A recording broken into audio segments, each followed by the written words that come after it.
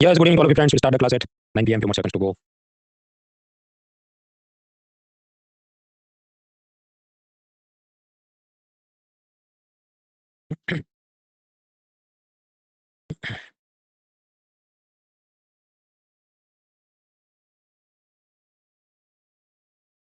Alright, friends. So now at 9 p.m. we start this class. My first question is, can you hear me? देख सकते हैं, सुन सकते हैं, तो प्रश्न नोट करें. अर्जुन, अमर, हरिओम, कौशल, शिवा, मयंक, रतन, श्रेयस, मूव फॉरवर्ड. 3% बोल नहीं देख सकते. कीबोर्ड पे कंट्रोल आइकन पर प्रेस करो. क्रोम ब्राउज़र इंस्टॉल करना डिसेबल करो. कंप्लीट मोड में लॉगिन करो. मोबाइल से देखने में इंटरनेट स्पीड सही हो जाए शुगर. क्लास में जो भी डाउट है पेंसिल दो क्लास करूंगा. बाद गूगल फॉर्म से पूछ लीजिए. लिंक चैट बॉक्स के फर्स्ट सेक्शन में. और फिर मैं बुधवार को जॉब अपलोड करता हूं. तो हम लोग देख रहे थे इकोनॉमी का थर्ड पिलर और उसके अंदर पिलर 3C इंटरनेशनल ऑर्गेनाइजेशन. तो ब्रिटेन वुड्स के नाम पे वर्ल्ड बैंक IMF WTO हो गया. अब कुछ ट्रेड एग्रीमेंट और ऑर्गेनाइजेशन देखने हैं. समझिए मेरे ख्याल से 1-1.5 घंटे का काम है. गाड़ी तेज चलेगी. इसमें समझो ज्यादातर तो जनरल नॉलेज है कि ये ऑर्गेनाइजेशन ये मेंबर वगैरह. तो मैं आपको ओवरव्यू दूंगा. बाकी कौन सी समिट कब हुई, किधर हुई, ये सब हैंडआउट में दिया है. याद रहे उतना ठीक है, नहीं याद रहे तो बाकी सब्जेक्ट आप तैयार करो. मैंने फीस लिया तो फिर आपको एक मटेरियल देना है, तो वो मैंने कंपेल करके दिया है. तो आगे का मुद्दा इंटरनेशनल ऑर्गेनाइजेशंस और उसमें ट्रेड एग्रीमेंट्स. ट्रेड एग्रीमेंट मतलब क्या, मैं आपकी चीज पे टैक्स कम लगाऊंगा, मेरी चीज पे टैक्स कम लगाओ. वैसे ट्रेड एग्रीमेंट उसे क्लासिफाई करने का एक तरीका ये हो सकता है कि उसमें कितने पार्टिसिपेंट्स या सदस्य हैं. दो देशों के बीच बायलैटरल, कोई एक एरिया के बीच हो गया क्षेत्रीय तो रीजनल, या पूरी दुनिया के ज्यादातर देशों के बीच हो गया तो मल्टीलैटरल, जैसे WTO के एग्रीमेंट जो हमने कल देखे थे.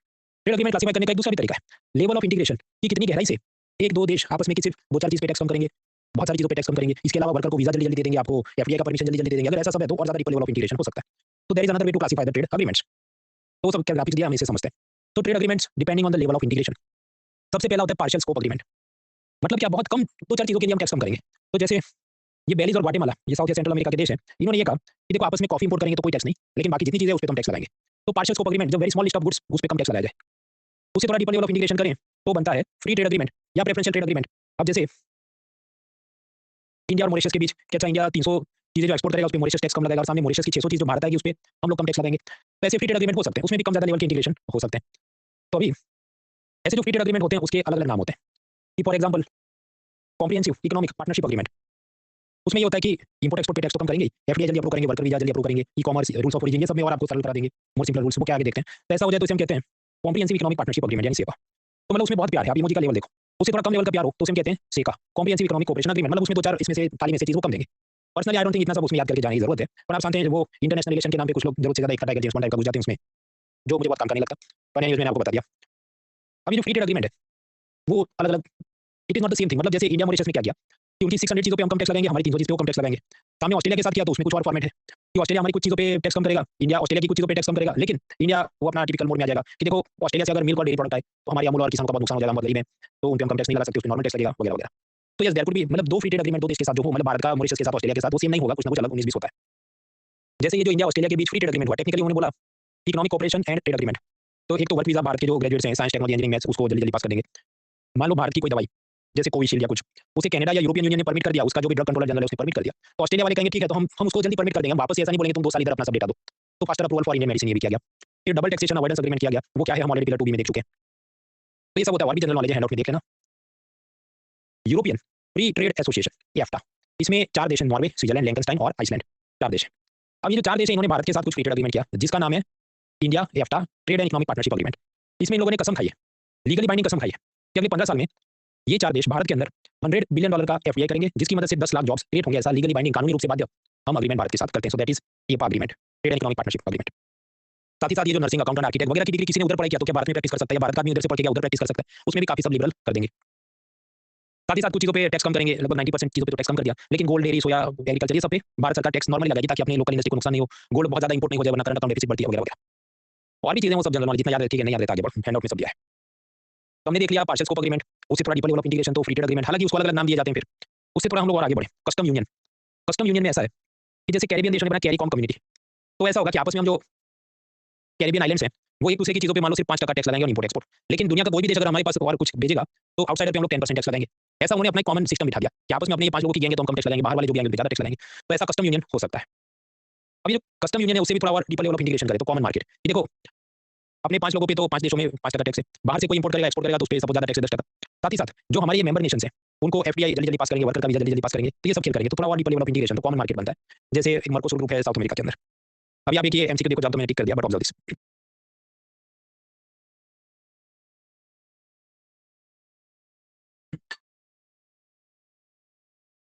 इसको मेरे हिसाब से स्किप कर देना चाहिए. ये क्या पूछ रहा है कि कैरिकॉम ग्रुप के अंदर कितने मेंबर हैं, और सारे ऑप्शन मिलते हैं जो 10 भी हो सकते हैं, 12 भी हो सकते हैं, 15 और 18 भी हो सकते हैं. देखो तुमको सपना आ जाना चाहिए था कि ऐसा पूछने वाले हैं, क्योंकि द हिंदू पिछले 10 साल में एक बार छोटे से बॉक्स में कुछ लिखा था, तो तुमको सपना आ जाना चाहिए था कि हमारा रोमांटिसिज्म है कि UPSC कितना अद्भुत काम कर रहा है. भाई अगेन आई रिपीट, ऐसे सवाल में टाइम वेस्ट नहीं करना, इसको स्किप कर देना है, क्योंकि आप तुक्का मार के कुछ भी टिक करो तो कुछ भी जवाब हो सकता है। Accuracy is important. खैर, तो पार्शियल स्कोप एग्रीमेंट उससे ज्यादा डीपर, फ्री ट्रेड एग्रीमेंट उससे ज्यादा डीपर, कस्टम यूनियन उससे ज्यादा डीपर, कॉमन मार्केट उससे भी ज्यादा डीपर लेवल ऑफ इंटीग्रेशन हो जाए तो इकोनॉमिक यूनियन बनता है। जैसे कि यूरोपियन यूनियन, मतलब वो कहेंगे देखो हम आपस में जितने देश है कॉमन करेंसी यूज करेंगे, यूरो करेंसी, और आपस में एकदम इंपोर्ट एक्सपोर्ट के सब रूल सेम कर देंगे। आपस में हमारे यूरोपियन यूनियन के जो देश है, गुड सर्विसेज, एफडीआई मानी कैपिटल, लेबर, वर्कर, स्टूडेंट सबका भी आदान पास कर देंगे। हमारे देशों की जो फिस्कल पॉलिसी है, डिप्लोमेटिक पॉलिसी है, तो उसको भी कॉमन पार्लियामेंट के जरिए हम कोऑर्डिनेट करने की कोशिश करेंगे। हमारी मॉनेटरी पॉलिसी की यूरो कितना सप्लाई करना है, क्या ब्याज दर होना चाहिए, तो उसके वास्ते भी कॉमन यूरोपियन सेंट्रल बैंक बना देंगे। तो ये यूरोपियन यूनियन बना, वो डीपेस्ट लेवल ऑफ इंटीग्रेशन है। अब वो रियल लाइफ में कैसे काम करता है कि अगर उनकी पार्लियामेंट है तो फिर जर्मनी और फ्रांस की पार्लियामेंट या सरकार क्या करती है, वो सब हम पढ़ने नहीं बैठेंगे, सिवाय कि पॉलिटिकल साइंस आपका ऑप्शनल सब्जेक्ट। तो that is some trade agreements. अभी कुछ ऐसे ट्रेड एग्रीमेंट जो अलग अलग टाइम पे प्रस्तावना हुई, कुछ लोगों ने साइन किया, कुछ लोगों ने साइन नहीं किया, ऐसा सब देखना है। ट्रांस पैसिफिक पार्टनरशिप, वो ओबामा जब अमेरिका के प्रेसिडेंट थे तो ये सोचा कि पैसिफिक मतलब समझो नक्शे में इस साइड भी पैसिफिक है और इस साइड भी पैसिफिक है, तो जितने देश हैं मतलब अमेरिका, जापान, मलेशिया, वियतनाम वगैरह पूरी लिस्ट है, तो आपस में कम टैक्स लगाएंगे, लेबर, एनवायरमेंट, इन्वेस्टमेंट के सारे रूल रिलैक्स कर देंगे। ये प्लान था। ट्रम्प आया, उसने मना कर दिया। मतलब 2017 में जब वो बना होगा तब उसने मना कर दिया कि हम इसको साइन नहीं करेंगे, हम ट्रांस पैसिफिक पार्टनरशिप नहीं चाहते, क्योंकि वरना तो ये होगा कि ये जो भी मैक्सिको, पेरू वगैरह वो पैसिफिक नेशन है और वहाँ अमेरिकन कंपनी अपनी फैक्ट्री लगा देंगी और फिर अमेरिका से सारे जॉब चले जाएंगे, तो मुझे कबूल नहीं है, मैं तो साइन नहीं करूंगा, this is not good deal बोल के ट्रम्प ने अपने पहले कार्यकाल फर्स्ट टर्म में ना कर दिया था। तो 12 में से यूएस ने तो साइन नहीं किया, बाकी जो 11 थे उन्होंने साइन कर दिया। उनका जो बना उसको कहते हैं comprehensive and progressive agreement for trans pacific partnership, यानी सीपीटीपीपी या टीपीपी 11। ये जो ट्रम्प है उसको पैसिफिक देशों के साथ डील साइन करने में बहुत इंटरेस्ट नहीं था, लेकिन उसके 1.0 मतलब पहले कार्यकाल में उसे यूरोपियन यूनियन के साथ एक फ्री ट्रेड एग्रीमेंट करने की चाहत थी, जिसका नाम था trans Atlantic trade and investment partnership, TATIP या टीटीआईपी। क्योंकि आप जानते हैं वो अटलांटिक ओशन बीच में है ना, तो यूएसए और यूरोपियन यूनियन के बीच ट्रम्प चाहता था कि एक फ्री ट्रेड एग्रीमेंट हो, लेकिन वो होना मुश्किल है, क्योंकि यूरोपियन यूनियन के जो प्रेशर ग्रुप्स हैं वो लोग इसके खिलाफ रहते हैं। फॉर एग्जाम्पल ट्रम्प क्या चाहेगा कि यूरोपियन यूनियन मेरे साथ फ्री ट्रेड एग्रीमेंट कर ले, और अब तो मैंने टैरिफ वॉर शुरू किया, तब तो झुक के आप सलाम करो और साइन करो। और अमेरिका की आप जानते हैं मीट इंडस्ट्री, उसका मीट दे दना हम यूरोप में एक्सपोर्ट कर सके, लेकिन वहाँ अमेरिकन ये जो भी पशुपालन करते हैं उसमें बहुत सारे ग्रोथ हार्मोन्स देके सुअर को, मवेशियों को मोटा बनाते हैं, वो तो हेल्थ के लिए खराब है, ऐसे सब उसमें केमिकल डालते हैं, जेनेटिकली मॉडिफाइड क्रॉप यूज करते हैं, तो यूरोपियन यूनियन में वो सब अलाउ नहीं करेंगे बोल के उनके प्रेशर ग्रुप यूरोपियन यूनियन के ग्रेटा थनबर्ग टाइप के जो लोग होंगे वो हंगामा करते हैं। फिर पॉल्यूशन का डर, क्योंकि यूरोपियन यूनियन का हमने कल देखा था वो सब कार्बन टैक्स लीवाई और डिफॉरेस्टेशन रूल्स, ट्रम्प कहता है नहीं वो सब भूल जाओ, सीधा इंपोर्ट एक्सपोर्ट करो। प्राइवेटाइजेशन, यूरोपियन यूनियन के अंदर अलग अलग सरकारी कंपनियां हैं, तो ट्रम्प जो डील कराना चाहता है कि देखो तुम तुम्हारी सरकारी कंपनियों को बहुत प्रेफरेंस मत दो, कोई भी मान लो हॉस्पिटल चलाना है तो वो भी चलाए और हमारी कंपनी भी चला सके, ऐसा तुम एकदम रिलैक्स रखो, और सरकारी कंपनियां नहीं, आपको सब प्राइवेटाइज कर दो वगैरह वगैरह, कि तुम्हारा एयर इंडिया जैसा यूरोप का कोई अगर सरकारी एयरलाइन वो नहीं होना चाहिए, तो स्वाभाविक है वो यूरोपियन यूनियन के मजदूर संघ वर्कर यूनियन इसका विरोध करेंगे। तो ये भी कुछ होना तो है नहीं, मुझे नहीं लगता, पर कभी कभी अब न्यूज़ कॉलम में आएगा कि देखो ट्रम्प इसकी तरफ जा रहा है, तो मैंने आपको कंटेक्स्ट बता दिया। तो ट्रम्प की ऐसी इच्छा थी कि अमेरिका और यूरोप के बीच ऐसा ट्रांस अटलांटिक पार्टनरशिप एग्रीमेंट। अब ये लोग ऐसा सब कर रहे थे तो एशिया के देश थोड़े टेंशन में आ गए कि हमें भी कुछ करना पड़ेगा, तो let us do one regional comprehensive economic partnership यानी आरसीईपी। अब ये जो आरसीईपी है वैसी बात थी, आसियान ग्रुप के 10 देश हैं जो भी थाईलैंड, म्यांमार वगैरह होंगे, उन लोगों ने China, India, Japan, south Korea, Australia, New Zealand इनके साथ फ्री ट्रेड एग्रीमेंट पहले से कर दिया है। लेकिन अब क्यों ना ऐसा एक एक देश के साथ आसियान ने जो एग्रीमेंट किया तो सारे लोग मिलकर एक बड़ा सा गैंग बना देते हैं ना, जिसको हम कहें regional comprehensive economic partnership agreement. तो ये हम बनाते हैं। अब बनाने की तो बात हुई, सबने साइन भी किया, लेकिन ये आरसीईपी एग्रीमेंट में इंडिया ने साइन नहीं किया। वो जंजीर फिल्म का अमिताभ बच्चन बन गया हम लोग कि देखो ये सब हम साइन करेंगे तो न्यूजीलैंड के डेयरी प्रोडक्ट आके अमूल को और हमारे किसानों को बर्बाद करेंगे, चाइना से सस्ते इलेक्ट्रॉनिक्स आके हमारे सब एमएसएमई को डिस्ट्रॉय करेंगे, और हम टैक्स भी ज्यादा नहीं लगा पाएंगे क्योंकि आरसीईपी एग्रीमेंट में सब बोला टैक्स कम करो। तो हमने साइन नहीं किया। इसमें और भी मुद्दे पर समझिए अब काफी फेडेड आउटडेटेड टाइप की चीज होने लगी, तो मैं इसमें थोड़ा बहुत देखेंगे तो हैंड आउट में से मैंने इसको एकदम कॉम्प्रेस कर दिया। और क्या क्या चलता है, यूरोप और अमेरिका आपस में कुछ और भी डील्स बनाते रहते हैं। यूरोपियन यूनियन और यूएसए, इन लोगों ने बनाया एक यूरोपियन यूनियन और USA US trade and technology council. एक तो एक्सपोर्ट कंट्रोल, मतलब अपने हथियार मिसाइल किसी और को नहीं बेचेंगे या उस पर लिमिट रखेंगे। फॉरेन डायरेक्ट इन्वेस्टमेंट स्क्रीनिंग, मान लो रशिया से आया तो उसको रोक देंगे, नॉर्थ कोरिया से आया तो एफडीए रोक देंगे। सेमीकंडक्टर वगैरह की सप्लाई चेन में कोऑर्डिनेट करेंगे, टेक्नोलॉजी, आर्टिफिशियल इंटेलिजेंस वगैरह वगैरह। इसके बारे में मुझे भी नहीं पता था, लेकिन यूपीएससी ने कुछ एमसीक्यू पूछा, क्या वो मतलब ऐसी चीज आती है आगे नहीं पता है तो फिर स्किप कर देना चाहिए, मैं तुक्केबाजी करो उसका कोई फायदा मुझे लगता नहीं। फिर अटलांटिक डिक्लेरेशन हुआ, वो ब्रिटेन और यूएसए के बीच कि हम रशिया और चाइना के खिलाफ मुहिम करेंगे, एआई वगैरह पे कोऑर्डिनेट करेंगे, टेररिस्ट के खिलाफ लड़ेंगे, क्लाइमेट चेंज के खिलाफ लड़ेंगे। सो that is Atlantic declaration between UK and USA. फिर ये जो बिडेन ने देखा कि ये देखो एशिया और ये सब चाइना वगैरह तो आरसीईपी एग्रीमेंट कर रहे हैं और हमारी यहाँ पर पकड़ कम हो जाएगी, तो हमें एशियाई देशों के साथ वापस अपने टाइज को स्ट्रेंथन करना है, तो कुछ नया लॉन्च करते हैं। तो वो लेके आया Indo Pacific economic framework, IPEF. उसका कारण ये कि एक तो ये ट्रांस पैसिफिक पार्टनरशिप, फिर आरसीईपी, फिर चाइना का बेल्ट रोड इनिशिएटिव जो पिलर 5 में हम देखेंगे, तो इन सबके सामने हमें एशिया में अपना मतलब यूएसए का प्रभाव बढ़ाना है। तो ये जो आईपीईएफ अग्रीमेंट है उसके 4 पिलर हैं, trade, supply chain resilience, clean economy और फेयर इकोनॉमी, मतलब उसमें करप्शन ना हो, टैक्स इवेजन ना हो, ऐसा कोऑर्डिनेशन करे। अब इसके अंदर भारत ने ऐसा कुछ को साइन किया, कुछ को रेटिफाई, कुछ में ऑब्जर्वर है, वो सब हैंड आउट में दिया, आप देखना बहुत ज्यादा उसमें लोड नहीं लेना, sufficient no there are some 4 things but we have not signed all of them. क्योंकि आप समझो, मान लो हम देखें क्लीन इकोनॉमी साइन किया और रेटिफाई नहीं किया, अब कल उठ के रेटिफाई भी तो कर सकता है ना, तो अगर यूपीएससी वाला एमसीक्यू बनाएगा तो क्या गलत हो जाएगा, तो नॉर्मली वो क्या करेंगे कि कुछ और ही बना देंगे ताकि वो 2-3 साल तक वो अपडेट ना भी करे, उसके ध्यान में आ जाए तो भी उसके आंसर की गलत नहीं। एनीवेज आगे बढ़ते हैं। तो ट्रांस पैसिफिक, ट्रांस अटलांटिक ये सब देखा, आरसीईपी देखा, ये नाफ्टा साफ्टा वगैरह क्या है। नाफ्टा मतलब north American free trade agreement, जिसमें कनाडा, यूएसए और मेक्सिको थे, लेकिन फिर ट्रम्प को लगा कि इसमें हमारा कोई फायदा नहीं है, तो उसने वो बंद करा के नया एग्रीमेंट बनाया, यूनाइटेड स्टेट्स मेक्सिको कनाडा, मतलब यूएसएमसीए एग्रीमेंट। 7 देशों के बीच, मतलब ये साउथ एशिया के अंदर, ये अफगानिस्तान, बांग्लादेश वगैरह, भारत वगैरह, उन्होंने बनाया SAFTA, south Asian free trade area. हालांकि इसमें कुछ निकल के तो आया नहीं, क्योंकि पाकिस्तान आप जानते हैं टेररिस्ट अटैक करता है, उरी पुलवामा वगैरह, तो इस कारण से भारत उसके साथ कोई ज्यादा ट्रेड करेगा नहीं। इस तरह बांग्लादेश वाले भी आजकल वो कौन मोहम्मद यूनिस को बहुत खुजली मची है, चीन की गोद में बैठना है कि देखो नॉर्थ ईस्ट के जो स्टेट है भारत के वो तो लैंड लॉक है, तो उससे कुछ हो नहीं सकता, तो चाइना को अगर समंदर की तरफ आगे बढ़ना है तो बांग्लादेश को अपनी गोद में बिठा लो वगैरह वगैरह बोल के आया, फिर भारत सरकार ने उसकी सब शिपमेंट की फैसिलिटी रोक दी, वो सब पिलर 5 में हम देखेंगे। तो ये सब के चलते समझो जो पॉलिसी ऐसे बेकार हो तो क्या ये फ्री ट्रेड एग्रीमेंट काम करेगा? तो कुछ काम नहीं करता है, ये बोलने की बात है। नाउ ये जितने हमने अलग-अलग देशों के साथ फ्री ट्रेड एग्रीमेंट साइन किए, उसके बाद हुआ ये कि भारत का एक्सपोर्ट मान लो 50 किलो बढ़ गया, लेकिन सामने हम जो इंपोर्ट करते हैं वो चीज़ 100 किलो बढ़ गई। ऐसा साउथ कोरिया, जापान, श्रीलंका सबके साथ जो हमने फ्री ट्रेड एग्रीमेंट किए, उनका फायदा ज़्यादा हुआ है, भारत का फायदा कम हुआ है। अब आप लॉजिक लगाओ ऐसा क्यों होगा? क्योंकि अपने पास ऐसा स्किल, मैन पावर, इनोवेशन है ही नहीं कि ऐसी हम कोई चीज़ बना दें जो साउथ कोरिया या जापान के लोगों को मजा आ जाए। ऐसा कोई हम क्या सोनी का कैमरा या एलजी का फ्रिज बना सकते हैं? नहीं। दूसरा, बनाना चाहे तो भी इलेक्ट्रिसिटी ट्रांसपोर्ट इंफ्रास्ट्रक्चर की तकलीफ है, उसके लिए जिस टाइप के लोन चाहिए सस्ते ब्याज पे वो सब की तकलीफ है। तो we are not benefited from free trade agreements, ऐसा तो हिंदू का कहना है। तो इकोनॉमिक सर्विस को काउंटर करेगा, तो इकोनॉमिक सर्विस कैसे काउंटर करता है कि देखो ये बात सही है कि जो भी श्रीलंका, जापान, साउथ कोरिया वगैरह के साथ हमारे फ्री ट्रेड एग्रीमेंट के बाद इंपोर्ट बढ़ गए, लेकिन हम बाकी 50 देशों के साथ भी अगर हम देखें तो असल में हमारे एक्सपोर्ट ओवरऑल इंप्रूव हुए हैं, तो वी हैव बेनिफिटेड, ऐसा वो सब डेटा से दिखाना चाहता है। डब्ल्यूटीओ, हमने कल देखा था कि ये सब टैरिफ वॉर चल रहा है, यूएसए चाइना एक दूसरे पे टैक्स बढ़ा रहे हैं, डब्ल्यूटीओ ये रोम चल रहा है और नीरो की तरफ फिदर बजा रहा है, और बाकी सब रीजनल ट्रेड एग्रीमेंट करें, आरसीईपी, ट्रांसएटलांटिक पार्टनरशिप वगैरह हमने देखा। जियोपॉलिटिक्स से डिसाइड होता है ग्लोबल ट्रेड, रशिया क्या करेगा, यूक्रेन क्या करेगा। इसके बारे में पहले भी इकोनॉमिक सर्वे चिंता जताता है कि डब्ल्यूटीओ वालों से कुछ उखाड़ नहीं सकते लोग। इसका कारण ये है, एक तरफ यूएसए, वो कहे ई-कॉमर्स, डेटा प्राइवेसी, ये सब पे डील करो। भारत, चीन ये सब क्या कहेंगे? नहीं, तुम agriculture subsidy, intellectual property rights, वो दोहा डेवलपमेंट एजेंडा 2051 की उसकी बात करो। तो इस कारण से पिछले कुछ समय से जितनी डब्ल्यूटीओ समिट्स हुई है, उसमें कुछ कंक्लूजन नहीं आया है। बहुत ज़्यादा इंटॉलरेंस बढ़ गया है कि चीन बोले तो वो बात नहीं ही माननी है, ऐसा अमेरिका अड़ जाता है। भारत कुछ बोले तो नहीं मानना है, ऐसा यूरोपियन यूनियन अड़ जाए, तो फिर काम हो नहीं सकता। इस कारण से होता क्या है कि जो लाइक माइंडेड कंट्रीज हैं, कि फिर ये सोचे कि अच्छा साउथ कोरिया और चीन आपस में कुछ डील कर लेते हैं, इंडिया और जापान आपस में कुछ डील कर लेते हैं, तो ऐसा फ्री ट्रेड एग्रीमेंट या रीजनल ट्रेड एग्रीमेंट वो हो सकता है, क्योंकि यहाँ पर जो देश हैं आपस में थोड़ा ज़्यादा टॉलरेंस दिखाते हैं एक दूसरे के प्रति। इस कारण से फ्री ट्रेड एग्रीमेंट्स आजकल बढ़ रहे हैं, और ये ट्रम्प जो सेकंड टाइम आया उसने जो आग लगाई है, तो अब तो ये और बढ़ेंगे, ये भी एक संभावना है, इट इज अ पॉसिबिलिटी।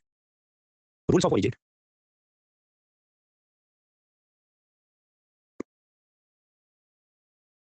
मान लीजिए इंडिया और श्रीलंका एक फ्री ट्रेड एग्रीमेंट करें कि श्रीलंका से जो इंक आएगी उस पर भारत सरकार 0% कस्टम ड्यूटी लगाएगी, और चाइना से इंक आए तो उस पर जो भी 10-20% हम लोग टैक्स लगाएंगे। अब चाइना ये करे कि हम एक फर्जी कंपनी बना लेते हैं श्रीलंका में, तो अपनी जो मेड इन चाइना इंक है वो सब बिना स्टिकर के पहुंचाएंगे श्रीलंका, और श्रीलंका से फिर मेड इन श्रीलंका स्टिकर चिपका के हम लोग तो भारत को भेजेंगे, क्योंकि भारत ने क्या बोला है, श्रीलंका इंक पे 0% टैक्स। तो हम इस प्रॉब्लम को कैसे एड्रेस करें?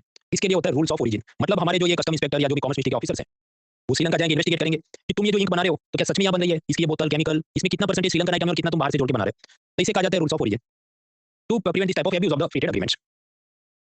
अब कुछ लोग झंडा उठाएंगे कि अगर श्रीलंका से 0% टैक्स पे इंक आ सकती है, तो चाइना से सीधा 0% टैक्स पे क्यों नहीं आ सकती? कल तुमने पढ़ा था मोस्ट फेवर्ड नेशन कि सब देशों को शादी में इनवाइट करो। भाई उसका कोर एजेंडा या फिलॉसफी क्या है? रेसिप्रोसिटी। अगर चाइना ये कह दे कि भारत की ये 5 चीजों पे हम 0% टैक्स लगाएंगे, तभी वी आर कंपेल कि चाइना को अपनी शादी में बुलाना है, वरना ऐसे नहीं बुला देना है। तो इस कारण से चीन उस केस में कंप्लेन करने डब्ल्यूटीओ में जा नहीं सकता। खैर, तो ट्रेड एग्रीमेंट्स हमने देखे। अब प्रोटेक्शनिज्म के आसपास देखते हैं। प्रोटेक्शनिज्म का मतलब क्या? हर एक देश क्या चाहता है कि लोकल इंडस्ट्री को बचाना है। इसके वास्ते टैरिफ और नॉन टैरिफ मेजर खड़े किए जाते हैं, जो हमने कल देखा था। अब थोड़ा बहुत प्रोटेक्शनिज्म तो हमेशा चलता है, लेकिन फिर जरूरत से ज्यादा ऐसा सब टैक्स और नॉन टैरिफ मेजर सब डाले जाएं, तो इसे हम कहते हैं ट्रेड वॉर या टैरिफ वॉर, जो अभी ट्रंप ने चालू किया।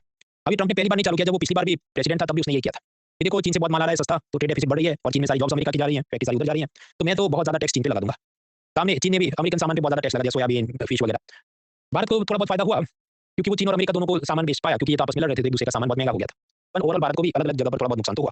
तो that is Trump trade war, जब वो पहली बार प्रेसिडेंट बना। अब उस जमाने में ये आप याद करो क्या था, यूएस एड, ये सब देशों को हम लोग डोनेशन में पैसा देंगे ताकि अपना सॉफ्ट पावर बढ़े और अपनी अमेरिकन आइडियोलॉजी और वो सब फैला सके। तो उसी तरह एक और ऐसी खैरात बढ़ती थी, उसका नाम था generalised system of preference, GSP list. तो मतलब कोई भी थर्ड वर्ल्ड कंट्री है, उसको अगर अमेरिकन सरकार जीएसपी लिस्ट में डाल दे, इसका मतलब क्या कि वहां से अमेरिका जो सामान जाएगा उस पर 0% टैक्स लगेगा या कम टैक्स लगेगा। तो इस पानी का एक लॉलीपॉप रहता है। तो अमेरिका श्रीलंका को कहते देखो चीन की गोद में मत बैठना, वरना तुमको इस लिस्ट से हटा देंगे। तो ऐसा करके वो अपना पावर बढ़ाता है, जस्ट लाइक वो यूएस एड का डोनेशन देके अपना पावर बढ़ाता है। फिर ऐसा generalised system of preference, GSP list था। अब जब ट्रंप पहली बार प्रेसिडेंट था, तो उसने पाया कि देखो ये अमेरिका की जो भी हार्ले डेविडसन बाइक भारत जाती है, तो भारत सरकार तो 50% टैक्स लगाती है, तो इनको तो ये सब लिस्ट में नहीं रहना चाहिए, तो इंडिया को इस लिस्ट से हटा दिया था। तो खैर वो तो वैसे भी आउटडेटेड चीज हो गई, क्योंकि वो दूसरी बार आया तो अब तो सीधा ज्यादा टैक्स चढ़ा दिया है। पर कुछ बार वो याद करे करंट अफेयर्स वीडियो वाले, तो मामला क्या था मैंने आपको बताया। अब ऐसा जब भी होता है तो द हिंदू, रवीश कुमार वगैरह क्या कहेंगे कि इससे भारत को बहुत नुकसान होगा, सरकार क्या जस्टिफाई, नहीं बहुत नुकसान नहीं होगा, थोड़ा थोड़ा नुकसान होगा, तो उनका चलते रहता है, वो मीन्स में देखेंगे। ये नाइकी का कौन सा, ये रियल शूज है, ये फेक शूज है, तो ये तो पायरेसी हो गया। तो अमेरिकन सरकार एक लिस्ट बनाती है, यूएस एनुअल स्पेशल 301 रिपोर्ट। उसमें वो लिखते हैं कि कौन से ऐसे देश है कि जहां पर अमेरिकन प्रोडक्ट्स का ऐसा फेक, डुप्लीकेट, सेकंड कॉपी माल, पायरेसी को ज्यादा प्रमोट करते हैं। वैसे सबसे जो बेकार देश हो उसको लिखा जाता है आरटी फॉरेन कंट्री, जो सबसे ज्यादा अमेरिका को नुकसान करते हैं। इसमें किसका नाम होगा? कुछ साल पहले इसमें नाम था, जिसको बाद में बहुत गोद में बिठा लिया, यूक्रेन। एक बात, उससे थोड़ा कम पायरेसी होता है, तो इंडिया, रशिया, चाइना इन सबको प्रायोरिटी वाच लिस्ट में रखा जाता है, उससे भी थोड़ा कम पायरेसी उनको वाच लिस्ट में रखा जाता है। आप क्या अच्छा वो बनाता होगा अपनी डायरी, उखाड़ के लेगा, दो बातें होंगी। एक तो अमेरिका ऐसे देशों के खिलाफ डब्ल्यूटीओ के ट्रिप्स एग्रीमेंट में कंप्लेन करता है, और दूसरा इन देशों को वो थोड़ा लॉलीपॉप भी देता है कि देखो हम तुमको पैसा देते हैं ताकि आप अपने जज को, पुलिस को ट्रेनिंग दो और हमारे प्रोडक्ट्स की जो पायरेसी हो रही है उसको आप रोको। तो दैट इज स्पेशल 301 रिपोर्ट। फिर आया ट्रंप, और ट्रंप आप जानते हैं उसने सब देशों पे ज्यादा टैक्स बढ़ा दिया है, लेकिन इसका तो रोज उठ के नया बॉल बाय बॉल कमेंट्री चलता है कि इतना टैक्स बढ़ा उतना, तो वो हैंडआउट बनाने का भी मुझे सेंस अभी कम लगता है। कुल मिला के भारत को क्या पॉजिटिव नेगेटिव इंपैक्ट, तो जैसे टेक्सटाइल में फायदा होगा क्योंकि हम पे मान लो 26% टैक्स, लेकिन बांग्लादेश, वियतनाम वगैरह पे ज्यादा टैक्स है, लेकिन हमारी जेंट्स ज्वेलरी इंडस्ट्री को नुकसान हो सकता है, क्योंकि पहले से ही बर्बाद थी, अभी थोड़ा टैक्स बढ़ा तो अमेरिका में कोई नहीं खरीदेगा, तो और बर्बाद हो जाएगी। फिर ये जो टैरिफ वॉर है, मीन्स के लिए ज्यादा उपयोगी, प्रिलिम्स के लिए मुझे कम उपयोगी लगता है, फिर भी जाने लायक मुद्दे आपके हैंडआउट में दिए हैं। इकोनॉमिक सर्वे ने ये बोला कि ऐसा जो टैरिफ वॉर है ये अभी का नहीं, ये तो औद्योगिक क्रांति मतलब इंडस्ट्रियल रेवोल्यूशन जो 17-18 के जमाने में चलता था तब से। तभी ब्रिटेन में जो इंडस्ट्रियल रेवोल्यूशन हुआ, फैक्ट्री से बना सस्ता माल वो करने लगे, तब भी अमेरिका और फ्रांस ने ब्रिटिश सामान पे ज़्यादा टैक्स लगाया था। तो ये जो गोरे हैं, ये खुद के भी नहीं आपस में टैक्स बढ़ा देते हैं। साउथ कोरिया ने भी ये पॉलिसी 1970s में अपनाई थी कि इंपोर्टेड चीज़ों पे ज़्यादा टैक्स और लोकल इंडस्ट्री को बहुत सब्सिडी। लेकिन साउथ कोरिया की एक खास बात इकोनॉमिक सर्वे ने नोट की कि वो जो एक्सपोर्टर को सब्सिडी देते थे उसमें ये सब शर्तें होती थी कि अच्छी क्वालिटी का सामान होना चाहिए, मिनिमम इतना एक्सपोर्ट होना ही चाहिए। जो नहीं करता था उसको फिर सजा मिले। सजा मतलब समझो कि टैक्स जितना माफ किया हो तो बोले अभी तुम 4 गुना टैक्स भरो या कुछ करते होंगे। तो नॉन परफॉर्मेंस को सजा भी मिलती थी। इस कारण से आप पाते हैं कि वहाँ से जो इस भट्टी में तब के सोना निकला है। सैमसंग, एलजी, हुंडई, किया सारे मतलब इंटरनेशनली फेमस ब्रांड्स मिलते हैं। भारत के ऐसे इंटरनेशनल फेमस ब्रांड आप मुश्किल है निकालना। क्योंकि हमने सिर्फ गुलाब का फूल दिया है, डंडा नहीं चलाया एक्सपोर्टर्स पे। Research development, quality control. कुछ समय पहले भारत के कफ सिरप पी के गांबिया के 66 बच्चे मर गए। इतना वो बेकार क्वालिटी का कफ सिरप था। अब मर गए उसके बाद अपना जो ड्रग कंट्रोलर जनरल है वो चेक करता है तो भाई 100 किधर रहते 26 66 लोग मर जाए और वो भी सोचो अफ्रीका में मर जाए तो अमेरिका की कंपनियां भी मौज में आ जाती फाइजर नोवार्टिस कि देखो भारत का कफ सिरप मत खरीदो हमसे खरीदो। तो जो डैमेज होता है अपने ब्रांड इमेज को वो अनप्रेसिडेंटेड है। तो सब टाइट रखना चाहिए ऐसा इकोनॉमिक सर्वे इनडायरेक्टली हिंट करता है। ये जो ट्रंप ने बहुत टैक्स बढ़ा दिया रोज उठ के बढ़ाते रहता है ऐसा पहले भी हुआ है।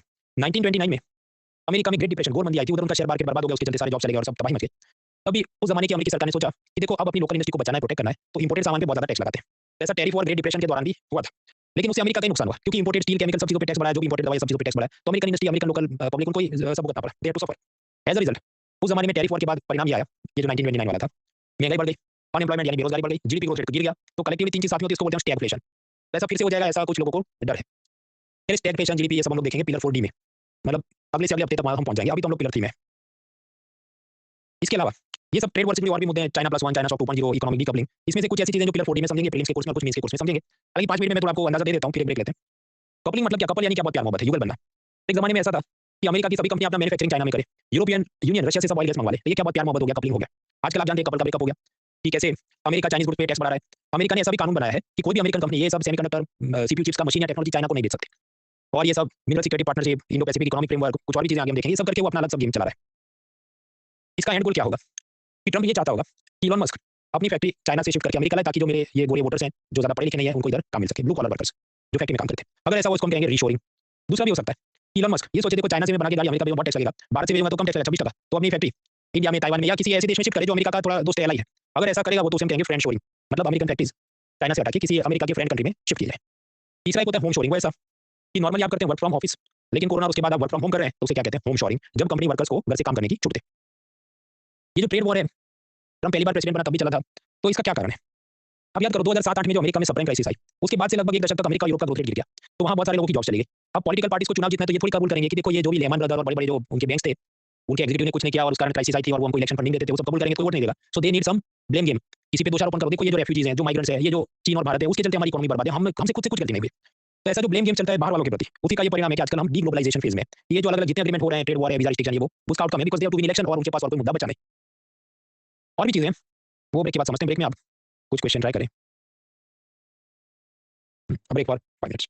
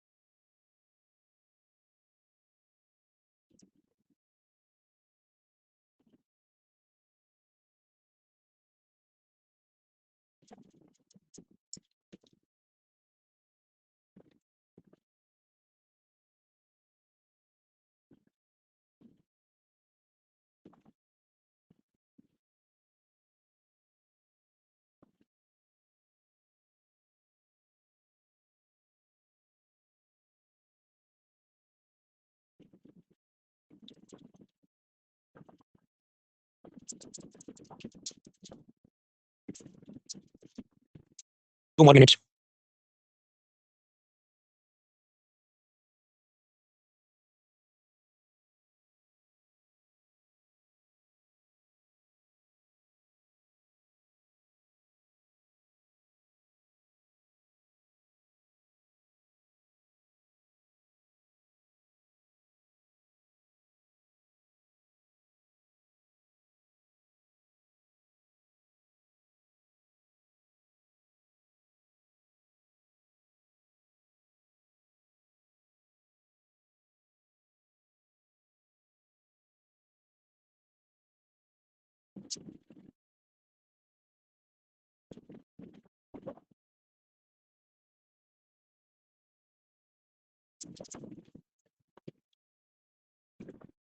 30 more seconds.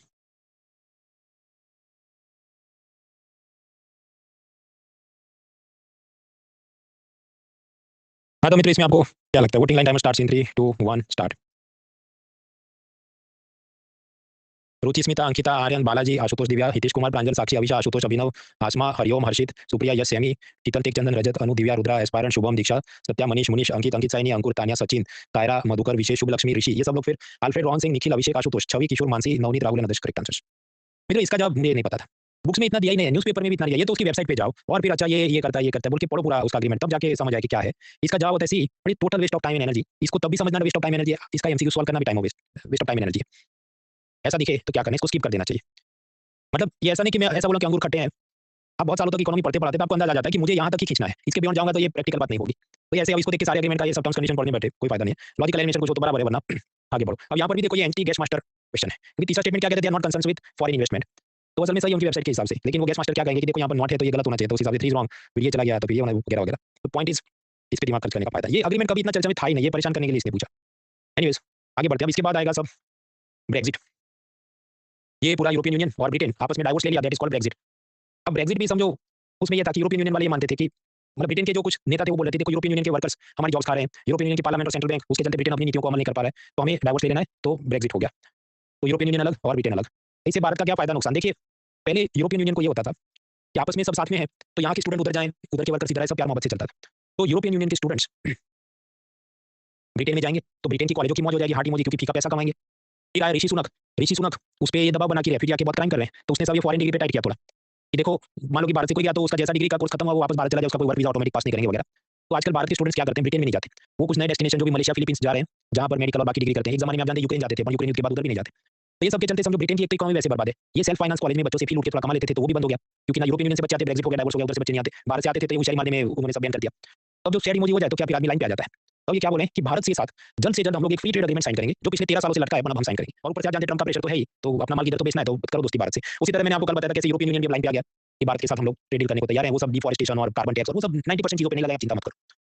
तो लाइक दिस आपदा में अवसर होता है, क्राइसिस में अपॉर्चुनिटी होती है। ऑफ कोर्स इसका मतलब ये भी नहीं कि दूध की नदियां बहेंगी, क्योंकि स्वाभाविक टैक्स बढ़ेगा तो एक्सपोर्ट तो कम होते हैं। पर ये सब मींस के एनालिसिस के मुद्दे, इसको बहुत देखने में अभी में कुछ खास फायदा है नहीं।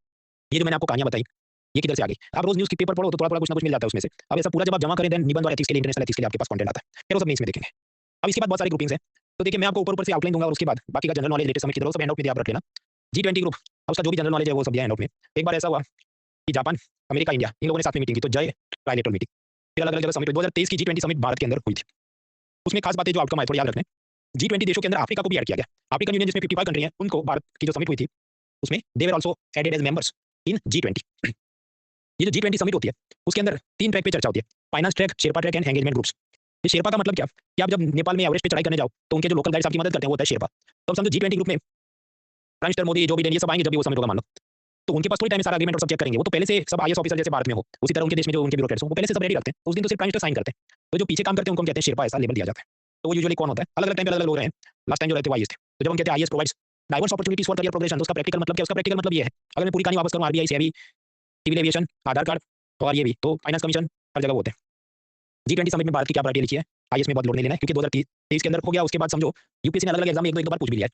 अभी हम 2025 में पहुंचे, लेकिन मैंने हैंडआउट में इसलिए दिया है क्योंकि आप जानते हैं स्टेट पब्लिक सर्विस कमीशन ने क्या नियम लिया है, क्वेश्चन बैंक अपडेट करेंगे तो पाप लग जाएगा। एटलीस्ट 15 से 20 साल तक तो अपडेट नहीं करेंगे, तो ये इसलिए दिया है, कुछ पूछे तो मतलब उस 2023 की समिट में क्या उतना लोगो था, वसुदेव कुटुंबकम। अच्छा वसुदेव कुटुंबकम, फिर ये क्या है, सत्यमेव जयते। तो सत्यमेव जयते कहाँ से लिया है, मुंडक उपनिषद से लिया है। आप मुझे रात को 2 बजे उठा के भी पूछो, मैं बता सकता हूँ, क्योंकि अलग-अलग एग्जाम आप उठा लो, स्टाफ सिलेक्शन, स्टेट सर्विस, इधर-उधर कई बार पूछा है। 2-3 अटेम्प्ट वाली पब्लिक ज्यादा पास होती है, उसका क्या कारण, वो रट के बैठते हैं। तो आपको भी ये सब चीजें रट के जानी चाहिए। अच्छा ये जो वसुदेव कुटुंबकम है वो कहाँ से है, that is from Mahaupanishad. Anyways ये 2023 की G20 भारत समिट में एक और चीज हुई, इंडिया मिडिल ईस्ट और ये इधर यूरोप तो आपस में एक कॉरिडोर बनाएंगे जहां पर शिपिंग, रेलवे, इंटरनेट, ये सब का बहुत कोऑर्डिनेशन करेंगे। तो ये India middle east Europe corridor हम बनाएंगे। ऐसे और भी इंफ्रास्ट्रक्चर रिलेटेड प्रोजेक्ट्स जो है उसका जनरल नॉलेज आपके हैंडआउट में दिया है, इसको डिटेल में हम लोग फिगर 5 में देखेंगे। यहाँ पर कि कौन उसका मास्टरमाइंड है, कुछ बार ऐसे एमसी की बातें हैं, सो इट इज गिवन। फिर ये ग्लोबल बायोफ्यूल अलायंस बना था G20 भारत समिट में, इसके बारे में एनवायरमेंट कोर्सेज में और समझ लेना। G20 के नाम पे मैंने आपको बताया 2023 में भारत में समिट हुई, तो 2024 में अलग-अलग एग्जाम में एक दो प्रश्न पूछ लिए। एक पेज भर के तो प्रश्न ही थे G20 के, अगर मैं पीवाईक्यू ऐड करता, लेकिन मैंने वो डिलीट कर दिया ताकि आपका एक पेज बच जाए। और अब मुझे नहीं लगता इतना पूछेंगे।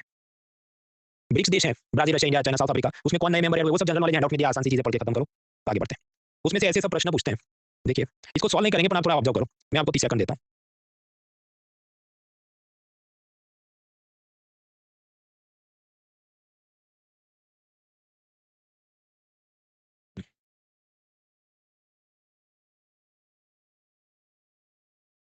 देखिए, मैं अपने कॉलर ऐसे खड़े करके ये बोल सकता हूँ कि सब कुछ मेरे हैंडआउट में पहले से दिया था, एग्ज़ाम से पहले से दिया था कि इसमें कितना मेंबर, इसमें कितना इतना मेंबर है। But can you solve it? ये तो डिफिकल्ट है, इतना सब याद रख के जाना। तो 2 बातें, एक तो हल्के में मत लीजिए, you have to memorise things, पहली बात। लेकिन फिर भी नहीं पता तो इसमें तुक्के मत मारो भाई, गलत होने के भी चांस है, तो स्किप करने में भलाई है। तो बोथ थिंग्स आर करेक्ट, तो आपको अपने हिसाब से देखना है। ये नहीं पढ़ना तो मैं और सब्जेक्ट में ज़्यादा पढ़ लूँगा, ये आप तय कर लो। और आप देखो ये सीएपीएफ 2024 में पूछ रहे हैं। तो आईएएस में पूछे इतना तो समझ आ जाता है, उधर भी क्या खुन्नस चढ़ गया इनको कि ऐसे-ऐसे सवाल पूछ रहे हैं। Anyway so that was G20 उसमें भी कुछ तो चीज़ आउटडेटेड ओसाका डेटा डिक्लेरेशन तो वो समझ नहीं जाएँगे। जी7 देखते हैं। जी7 पहले जी8 था। आपके कैसे? Canada, France, Germany, Italy, Japan, USA, UK और रशिया 8 सभ्य हुए। लेकिन फिर रशिया को इन्होंने हटा दिया क्यों? क्योंकि रशिया ने यूक्रेन से क्रीमिया हड़प लिया था। क्रीमिया इसलिए हड़प लिया ताकि ब्लैक सी में रशिया के शिप्स जा सके, फिर इधर एक है स्ट्रेट ऑफ बोस्फोरस उससे नीचे आएगा तो मेडिटेरेनियन सी है, उधर से साउथ अमेरिका जा सकेगा, इस तरफ ये रेड सी और सुएज कैनाल से आगे जा सकता है एशिया की तरफ। क्योंकि रशिया के नॉर्थ में जो समुद्र है उसमें तो आप जानते हैं बर्फ जम जाती है, उसको तो इस तरफ आना पड़ेगा। तो ये सब उसने जब क्रीमिया को एनेक्स किया था, तब उसको निकाल दिया गया था जी8 ग्रुप से, इसलिए बचा उसको हम बोलते हैं जी7 ग्रुप। लेकिन फिर ट्रम्प जो पहली बार प्रेसिडेंट था उसने कहा कि हम लोग ये जो जी7 ग्रुप है, इसमें ऑस्ट्रेलिया, इंडिया और साउथ कोरिया को ऐड करते हैं, तो कितने 3 एक्स्ट्रा हुए तो क्या हो गए जी10। ऐसा उसने प्रपोज़ किया था। हो सकता है 2 बार प्रेसिडेंट कर भी सकता है, लेकिन अभी तो टैरिफ वॉर का चल रहा है, जब ठंडा हुआ तो शायद बना भी देगा, तब हम उसे देखेंगे। जी7 ग्रुप के अंदर यूके है। उसने कहा ठीक है ये अपने साथ लोग ऑस्ट्रेलिया, इंडिया, साउथ कोरिया ये सब लोग मिलकर हम लोग एक नया ग्रुप बनाते हैं डी10। उसका काम होगा 5G टेक्नोलॉजी में आपस में कोऑर्डिनेट करे, क्योंकि चाइना का सब नेटवर्क राउटर हमने यूज़ किया तो वो तो सिक्योरिटी का जोखिम है। तो डी10 ग्रुप बनाया, वो क्या करता है 5G टेक्नोलॉजी कोऑर्डिनेशन। टेक्नोलॉजी का एक ग्रुप हमने देख लिया, डी10 ग्रुप 5G का सब कोऑर्डिनेट करो। फिर एआई सेफ्टी के लिए ब्रिटेन के अंदर जो भी लंदन के आसपास पार्क होगा, ब्लेसली पार्क, वहाँ पर एक डिक्लेरेशन किया। उसके बाद अभी फ्रांस में भी हुआ तो मोदी जी ने को-होस्ट किया। वो सब जनरल नॉलेज आपके हैंडआउट में दिए, आप देख लेना। ये सब चला था तो अमेरिका ने देखा कि देखो ये सब इलेक्ट्रिक व्हीकल, कंप्यूटर चिप, इसके लिए जो भी क्रिटिकल मिनरल्स है, निकल और कोबाल्ट, निकल, लिथियम, उसके वास्ते हम लोग ये करते हैं एमएसपी, मिनरल सिक्योरिटी पार्टनरशिप। पहले भारत को इन लोगों ने नहीं मेंबर बनाया था, लेकिन बाद में कहा कि आपको भी मेंबर बनाने के लिए इनवाइट करते हैं। तो यूएसए ने क्या शुरू करा, मिनरल सिक्योरिटी पार्टनरशिप, उसका और जनरल नॉलेज हैंडआउट में। पैरेलली वर्ल्ड बैंक और जापान ने मिलकर एक राइज प्रोग्राम शुरू किया, तो वो भी ये सब लिथियम बैटरी के लिए मिनरल एक्वायर करें, ये सब इनकी चाहत है। ऐसे जनरल नॉलेज का कोई एंड नहीं, आपके हैंडआउट में दिया, जितना याद रखो, बाकी बाकी सब्जेक्ट याद करो। अभी 4-4 के कुछ ग्रुप्स हैं, यूएसए, जापान, ऑस्ट्रेलिया, इंडिया, तो क्वाड ग्रुप है। India, Israel, USA and UAE, तो I2U2 ग्रुप है। फिर और भी ग्रुप्स हैं, तो मैंने एक माइंड मैप बनाया है, उसको हम लोग देखते हैं एक-एक करके। देखिए, सबसे पहले एशिया के देख लेते हैं। तो एशिया में जाने लगे आसियान है, APEC है, सार्क है, बिम्स्टेक है, ओशन रिम वाला शांघाई कोऑपरेशन है। इन सबका जनरल नॉलेज आपके हैंडआउट में दिया, आप देखना। मतलब मैं उसका एक-एक खींच के तो 1 घंटे का वो लेक्चर हो सकता है। It is not the efficient use of your time. वो आप पढ़ के खत्म करो, एक ही बात है। आसियान तो उसके देश याद रखने, ब्रुनेई, कंबोडिया, इंडोनेशिया, पूरी लिस्ट है। ये कब बने? तो बैंकॉक डिक्लेरेशन से बने। ये भी ऐसी चीज़ है, आप मुझे रात को 2 बजे पूछोगे, मुझे याद होगा। क्योंकि बार-बार अलग-अलग एग्ज़ाम में ये पूछा गया, so you have to remember. SAARC का हेडक्वार्टर किधर है? काठमांडू में है। सार्क ऐसे तो डिफॉल्ट बॉडी है, क्योंकि ये जो पाकिस्तान और बांग्लादेश की हरकतें हैं, तो इधर क्या प्यार-मोहब्बत से कुछ काम हो नहीं सकता। फिर भी जनरल नॉलेज थोड़ा बहुत दिया, बाकी तो कुछ इधर होता नहीं है। शांघाई कोऑपरेशन ऑर्गेनाइजेशन, अब ध्यान से आप देखिए, शांघाई कोऑपरेशन ऑर्गेनाइजेशन है और इसका हेडक्वार्टर शांघाई में नहीं है, इसका हेडक्वार्टर है बीजिंग में, ये याद रखना है। इसमें रशिया, चाइना और सेंट्रल एशिया के कुछ देश थे। भारत पाकिस्तान को बाद में मेंबर बनाया, ईरान को और बाद में मेंबर बनाया, ये सब हुआ। ये एससीओ का एक ऑर्गेनाइजेशन है, RATS, regional anti terror structure, तो वो जनरल नॉलेज में याद रखना है। बीम्स्टेक, उसमें बांग्लादेश, इंडिया, म्यांमार ये सब लोग हैं। इसका समिट नॉर्मली 4 साल पे होता था, अब इस बार 3 साल पे कर दिया। मोदी जी भी गए थे, यूनुस भी उधर गया था, फिर उसको समझाया कि देखो नॉर्थ ईस्ट के बारे में अपनी ज़बान पे लगाम रख के बोलो। उसको बाद में सज़ा तो मिल ही गई, वो सब ट्रांसशिपमेंट फैसिलिटी बंद किया है। हम लोग पिलर 5 में देखेंगे। Anyways that is BIMSTEC. इसमें भी आप देखिए आजकल मतलब प्यार-मोहब्बत कम है। बांग्लादेश का आप केस जानते हैं। भूटान का सब ऐसा है कि it can not contribute directly to our, मतलब वो बफर स्टेट वगैरह बोल दो तो अलग बात है। बाकी भी म्यांमार के खुद के वादे चल रहे हैं। श्रीलंका में उनकी नई सरकार है, वो कैसा काम करती है वगैरह। तो बिम्स्टेक वगैरह जो संस्था है बहुत कुछ ज़्यादा डिलीवर नहीं कर सकती, अगर आप सोचने बैठो। ऐसा ही ये जो पूरा भारत का मतलब इंडियन ओशन है, उसके ओशन रिम में ऑर्गेनाइजेशन है, वो भी हैंडआउट में दिया, सब याद रहती है, अदरवाइज़ छोड़ो। आप एक एशिया पैसिफिक कोऑपरेशन, अब भारत इसका मेंबर नहीं है क्योंकि पैसिफिक समंदर को हम लोग टच नहीं करते ना, लेकिन फिर भी मेंबर बनने की हम चाहत रखते हैं। तो एशिया से जुड़े कुछ हमने ऑर्गेनाइजेशंस देखे। अब आगे बढ़ते हैं, middle east.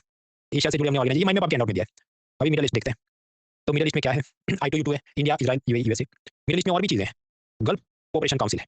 Then organisation of Islamic cooperation. आपका इसमें सिर्फ मिडल ईस्ट के देश होंगे, सब मुस्लिम देश हैं। पर आपको ये भी याद रखना है कि इंडोनेशिया मिडल ईस्ट में नहीं है, लेकिन फिर भी ये ऑर्गेनाइजेशन ऑफ इस्लामिक कोऑपरेशन कैसे है, क्योंकि वहाँ पर भी मुस्लिम पॉपुलेशन सिग्निफिकेंट है। अब्राहम अकॉर्ड्स, इजराइल का मिडल ईस्ट के बाकी देशों के साथ नहीं बनता है। उसमें कुछ देश ऐसे हैं वो इजराइल को देश ही नहीं मानते, तो डिप्लोमेटिक एम्बेसी वगैरह रिलेशन नहीं होंगे। फिर ट्रम्प पिछली बार प्रेसिडेंट था तो उसने आपस में सुलह करवाई। तो यूएई, बहरीन और इजराइल के बीच पीस एग्रीमेंट कराया ट्रम्प ने, उसको कहते हैं अब्राहम अकॉर्ड्स। और अफ्रीका की तरफ जाते तो अफ्रीकन यूनियन है, उसके जो भी करीब 55 मेंबर है, जी20 के भी उसको मेंबर ऐड किया जब 2023 में भारत में समिट हुई थी। थोड़ा हम चले साउथ अमेरिका की तरफ, तो साउथ सेंट्रल अमेरिका में इंडियन कम्युनिटी, मर्कोसुर, कैरिकॉम में कितने 12 मेंबर है, 15 मेंबर है। आप मुझे रात को 2 बजे भी पूछो, 5 बजे भी पूछो, आई वुड नॉट केयर, क्योंकि कॉस्ट बेनिफिट है ही नहीं भाई उस चीज़ का। आगे बढ़ो। यूनाइटेड नेशन की स्पेशलाइज्ड एजेंसी, पिछले कई सालों से आप देखें तो या तो पूछते नहीं, और पूछते तो ऐसा आतंकी पूछते हैं जो कुछ बुक्स में दिया नहीं हो। तो आपके दिल की तसल्ली के लिए कुछ कुछ दिया होगा। मतलब जैसे आईएलओ, इंटरनेशनल लेबर ऑर्गेनाइजेशन, वो पिलर 4 में देखेंगे अनएम्प्लॉयमेंट के साथ। इंटेलेक्चुअल प्रॉपर्टी के लिए विपो, वर्ल्ड इंटेलेक्चुअल प्रॉपर्टी ऑर्गेनाइजेशन, उसका रिपोर्ट रैंकिंग वगैरह वो भी पिलर 4 में देखेंगे। यूएनडीपी जानने लायक है, यूनाइटेड नेशन डेवलपमेंट प्रोग्राम, वो मशहूर है अपने ह्यूमन डेवलपमेंट इंडेक्स के लिए, वो पिलर 6 में देखेंगे। तो ये कुछ अच्छे ऑर्गेनाइजेशन है। अच्छे मतलब ऐसा ही कुछ उन्होंने ग्रेटली कर दिया अपन, इसलिए क्योंकि एमसीक्यू की सेंस बनती है, कॉस्ट बेनिफिट अच्छा है। बाकी यूनाइटेड नेशन की इतनी सारी यूएनसीटीएडी, यूनिरो, ये आलतू-फालतू चीज़ें, उसका कब बना, किधर हेडक्वार्टर, ये सब करने का कोई फायदा मुझे लगता नहीं है। बाकी सब्जेक्ट याद करो। वर्ल्ड इकोनॉमिक फोरम, ये एक नॉट फॉर प्रॉफिट संस्था है स्विट्जरलैंड में। हर साल दावोस रिसॉर्ट में इनकी समिट होती है, तो उसके लिए मशहूर है। ये world economic forum, Davos summit के अलावा ग्लोबल कॉम्पिटिटिवनेस रिपोर्ट और ग्लोबल जनरल गेम रिपोर्ट के बारे में भी मशहूर है, जिसके बारे में हम लोग पिलर 4 और 6 में देखेंगे। इंपोर्ट एक्सपोर्ट की हम और उसके रिलेटेड ग्रुप्स की बात कर रहे थे। तो आखिर में कुछ वेपन्स के ग्रुप देख लेते हैं। एक है एनएसजी, मतलब न्यूक्लियर सप्लाई ग्रुप। इंडिया इसका मेंबर नहीं है, लेकिन फिर भी अमेरिका में जब बुश की सरकार थी, जॉर्ज बुश की, और भारत में प्राइम मिनिस्टर थे मनमोहन सिंह, तो आपस में उन्होंने कुछ एग्रीमेंट किया था, 1 2 3 एग्रीमेंट, जिसके तहत बुश ने एक प्रकार से भारत को छूट दिलवा दी कि भले आप एनएसजी मेंबर नहीं हो, फिर भी आप ये न्यूक्लियर टेक्नोलॉजी, मटेरियल, रिएक्टर सब की तरह से खरीद सकते हैं। चाइना हालांकि इसका मेंबर है, सो that is NSG. Australia group, वो सब केमिकल बायोलॉजिकल वेपन का ग्रुप है। MTCR, missile technology control regime, missile technology control regime, मतलब ये ग्रुप ऐसे ग्रुप में क्या होगा कि आपस में मेंबर एक दूसरे को एक्सपोर्ट करेंगे, बाहर वालों को मिसाइल नहीं देंगे, ऐसा कुछ होगा। इंडिया इसका मेंबर है, चाइना इसका मेंबर नहीं है। वासेनार एग्रीमेंट, वासेनार न्यूजीलैंड में, नीदरलैंड के अंदर एक इलाका है, और वहां पर ये जो छोटे हथियार मशीन वगैरह है और ड्यूअल यूज गुड्स, मतलब नाइट्रोजन वेपन्स वगैरह, ड्रोन वगैरह, उसका ये ग्रुपिंग है। इसमें भी भारत मेंबर है, चीन मेंबर नहीं है। फिर ये रशिया यूक्रेन युद्ध हुआ, तो यूक्रेन वाले अपना अनाज ब्लैक सी के जरिए तब आगे बेचते होंगे अफ्रीका में, एशिया में, सब जगह। लेकिन स्वाभाविक है रशिया के जहाज उसको डुबा देंगे। तो फिर यूनाइटेड नेशन और तुर्की ने मिलकर इनके बीच आपस में मांडवली कराई, आर्बिट्रेशन कराया कि देखो ब्लैक सी से अगर यूक्रेन का अनाज जाता है तो उसको रशिया के शिप हमला ना करे। Dear Russia, please allow food grain ships from Ukraine to go to the world, so that is Black Sea Grain Initiative. हालांकि ये भी अब तो पुराना जनरल नॉलेज हो गया। Last nuclear bombs, TTBT, comprehensive nuclear test ban treaty. तो क्या किया, न्यूक्लियर बॉम्ब नहीं फोड़ेंगे। यूएसए ने इसको रेटिफाई नहीं किया, रशिया ने कुछ किया होगा, लेकिन रशिया ने विड्रॉ कर दिया कि जाओ जाके पहले यूएसए का साइन लेके आओ। ऐसा है कुछ और भी नॉन प्रोलिफरेशन ट्रीटी है, भारत ने ये सब साइन नहीं किया है। इसका भी जनरल नॉलेज और मतलब ये सब एक पुराना जमाना हो गया जो आजकल चर्चा में नहीं। तो आपको टाइम मिले तो पढ़ना, ज्यादातर मतलब लाइव क्लास में ये सब करने का कोई सेंस बहुत कम बचता है, क्योंकि बहुत सालों से यूपीएससी ने ये सब पूछा नहीं है। But if you time then prepare, क्योंकि आप जानते हैं अगर पूछ ले वो, तो कोचिंग वालों को आप जानते हैं कि तुमको सपना जाना चाहिए था, क्यों पूछने वाले थे। तो if you time then do it, if you don't have time तो बाकी सब्जेक्ट करो। यूएस रिलेटेड और भी एग्रीमेंट्स हैं, वो सब एंड ऑफ, टाइम मिले तो ठीक है, नहीं टाइम मिले तो बाकी सब्जेक्ट करो। बस तो खेल खत्म। अभी जाने से पहले एक आध पीवाईक्यू ट्राई करेंगे, पर कल का कार्यक्रम में पहले बता दो। देखिए पहले 3 पिलर कंप्लीट हो गए, कल हम लोग मिलेंगे तो पिलर 4 में जाएंगे, agriculture, manufacturing, service sector, GDP वगैरह। तो उसका हैंडआउट मैं कल शाम 7 बजे तक अपलोड करता हूँ। जाने से पहले एक आध और पीवाईक्यू आप ट्राई करें, ये वाला। पहले मैं आपको 40 सेकंड देता हूँ, आप सोचिए।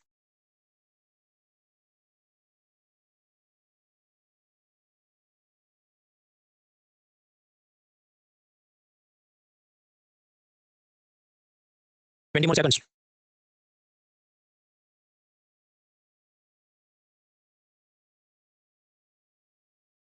हाँ तो मेरे आपको क्या लगता है, voting time start in 3 2 1 start.